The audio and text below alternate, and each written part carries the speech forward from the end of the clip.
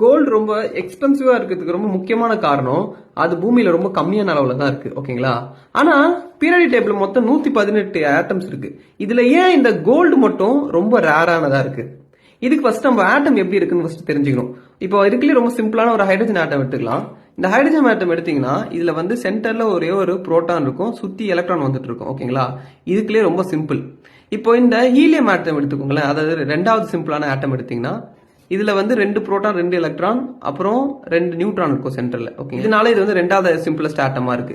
இதுவே நீங்க மூணாவது சிம்பிளஸ்ட் ஆட்டம் எடுத்தீங்கன்னா, அது லித்தியம் எடுத்தீங்கன்னா திரும்பி அதுல 3 புரோட்டான் 3 எலக்ட்ரான் அப்புறம் 3 நியூட்ரான் சென்டர்ல இருக்கும். ஓகேங்களா? இதுக்குள்ளே சிம்பிளஸ்ட் ஆட்டமான இந்த ஹைட்ரஜன் தான் இயற்கையா ஈஸியா உருவாயிடும். இந்த மத்த எல்லா ஆட்டமும் அதுக்கு அடுத்து கொஞ்சம் கொஞ்சம் கொஞ்சம் கொஞ்சமா கஷ்டமா இருக்கும். ஃபார் எக்ஸாம்பிள் ஹைட்ரஜனை விட ஹீலியம் வந்து உருவாக்குறது கஷ்டம், ஹீலியமை விட லித்தியம் உருவாக்குறது கஷ்டம். ஸோ இந்த மாதிரி நீங்க பாத்துக்கிட்டே வந்தீங்கன்னா நம்ம கோல்டு வந்து கிட்டத்தட்ட 79வது இடத்துல இருக்கு.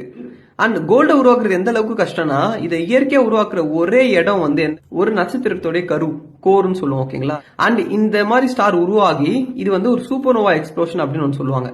இந்த மாதிரி சூப்பர் நோவா எக்ஸ்ப்ளோஷன் எப்ப நடக்குதோ அப்பதான் அது அந்த சூரியனுடைய கோர்ல இருந்து வெடிச்சு செதறி அப்புறம் பக்கத்துல இருக்க இடத்தெல்லாம் வந்து விழும். ஸோ அது போல சூப்பர் நோவா எக்ஸ்ப்ளோஷன்ஸ் நடந்து அது மூலமா நம்ம பூமியில செதறி விழுந்த சில சில கோல்டு பீஸ் தான் நம்ம எடுத்து ஜுவல்ஸ் செஞ்சுட்டு இருக்கோம். ஸோ அதனாலதான் இந்த கோல்டு வந்து பீரியாடிக் டேபிள்ல இருக்க மற்ற எல்லா ஆட்டமும் ரொம்ப ரொம்ப எக்ஸ்பென்சிவா இருக்கு.